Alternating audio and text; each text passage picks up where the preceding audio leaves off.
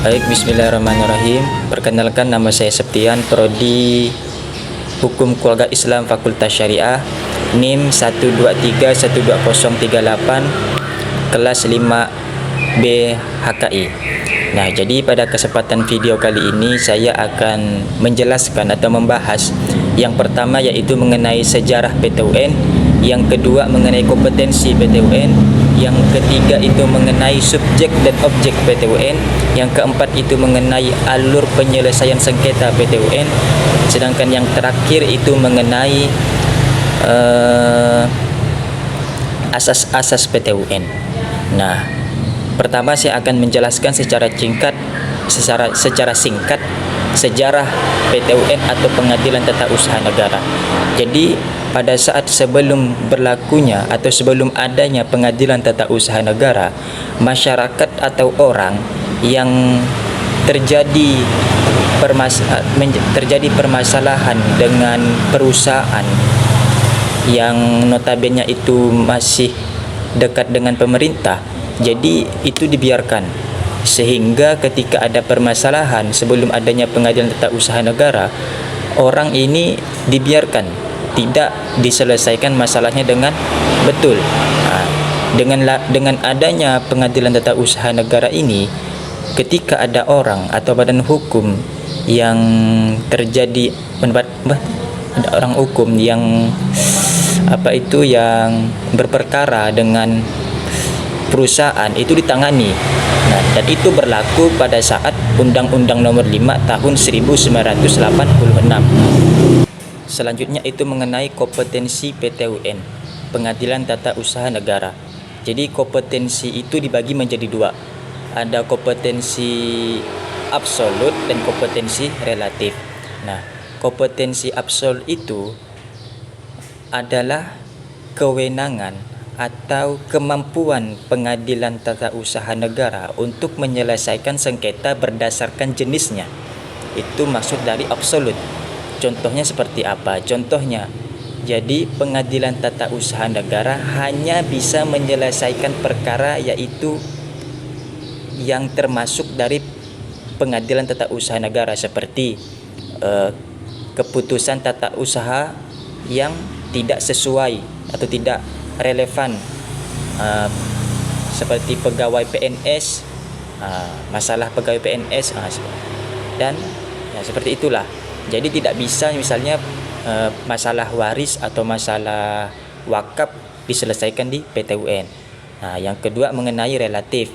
Jadi kompetensi relatif itu adalah kewenangan atau kemampuan Pengadilan Tata Usaha Negara menyelesaikan perkara itu berdasarkan domisili atau tempat perkara itu terjadi.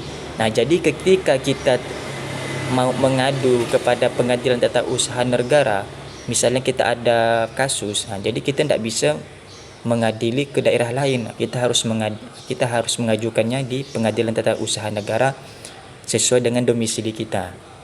Baik, selanjutnya itu mengenai subjek dan objek Pengadilan Tata Usaha Negara. Jadi subjek Pengadilan Tata Usaha Negara itu merupakan mereka yang bersengketa. Nah, itu meliputi orang atau badan hukum atau pejabat. Nah, sedangkan objek Pengadilan Tata Usaha Negara itu menuju ke ketunnya, yaitu keputusan tata usaha negara.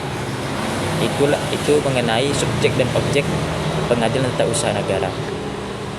Nah, jadi selanjutnya itu mengenai alur penyelesaian sengketa di Pengadilan Tata Usaha Negara. Di sini ada beberapa tahapan. Yang pertama itu pra-peradilan atau upaya administratif.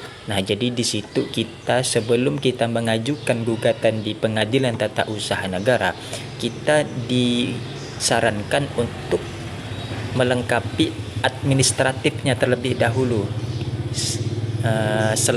Jangka waktunya 90 hari setelah ketut itu dikeluarkan. Nah, selanjutnya itu pengadilan atau acara biasa. Nah, disitulah kita mulai berargumen, karena di situ ada yang namanya replik dan duplik. Nah, setelah itu baru ada yang namanya alat bukti. Nah, di situ kita mengeluarkan alat bukti kita seperti keterangan ahli, pengakuan, sumpah atau dokumen lain. Nah, alat bukti lah intinya. Nah, setelah itu ada namanya putusan. Ini terakhir. Nah, apakah gugatan kita itu ditolak, diterima? Nah, jadi itu alur penyelesaian sengketa di Pengadilan Tata Usaha Negara. Oke, selanjutnya yaitu mengenai asas-asas Pengadilan Tata Usaha Negara. Jadi ada beberapa asas yang ada di Pengadilan Tata Usaha Negara. Yang pertama itu asas praduga. Asas praduga ialah keputusan tata usaha negara tetap dianggap sah sampai pengadilan tata usaha negara itu membatalkannya. Nah, itu asas yang pertama. Sedangkan asas selanjutnya yaitu mengenai asas hakim aktif. Jadi dalam Pengadilan Tata Usaha Negara, hakim berperan aktif di situ untuk menyelesaikan sengketa tersebut. Yang kedua yaitu asas pembuktian. Jadi pihak yang berperkara itu bebas memberikan menyerahkan bukti yang mereka punya. Yang kedua yaitu asas putusan mengikuti. Jadi putusan mengikat. Jadi setiap putusan yang telah dikeluarkan oleh Pengadilan Tata Usaha Negara itu mengikat kepada semua pihak yang mengikuti. Sedangkan yang terakhir yaitu asas pelindungan hukum. Jadi asas pelindungan hukum ini ialah pihak tergugat, pihak penggugat itu mendapatkan perlindungan atau mendapatkan pengawasan. Jadi tidak terjadi apa-apa lah gitu, tidak ada ancaman bagi mereka. Mungkin hanya ini yang dapat saya sampaikan mengenai penjelasan Pengadilan Tata Usaha Negara. Saya ucapkan terima kasih. Wassalamualaikum warahmatullahi wabarakatuh.